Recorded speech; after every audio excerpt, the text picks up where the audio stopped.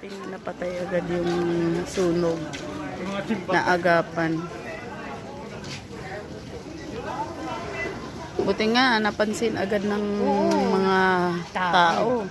At maaga pa, pero kung 12 yun, 12 to 12:30, mabilis lang yan. Eh, tapat pa naman. Kailangan yan. At saka hindi, yan, susunugin yan dyan. Pati yung tapat, delikado. Diba? Hirap din eh.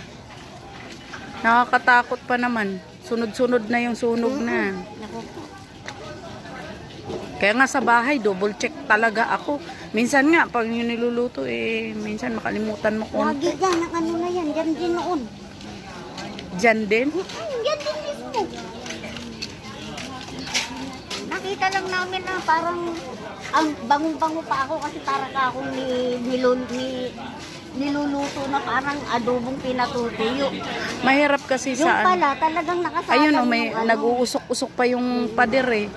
Yung pala, talagang may nakasalang, naiwanan lang nung nagtitinda dyan ng ano, ng Pero bakit sa taas nagsimula ang sunog? nagliyab na doon. Doon nga sa ano na yun, nagliyab. Baka doon yung may mga ano niyan, yung taas niyan, siguro may mga nakaimbak na ano. Oo, Tapos may naghahagis, baka may naghahagis ng ano dyan. mga bata. Oo, kaya nagliyab. Ayun o, nag-uusok pa yung mga ano, kahoy.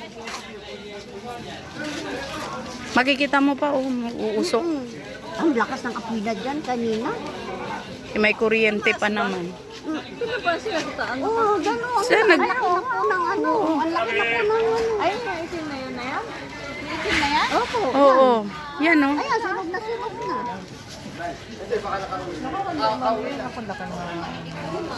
Buti napansin ka. Buti agad na ano, agapan.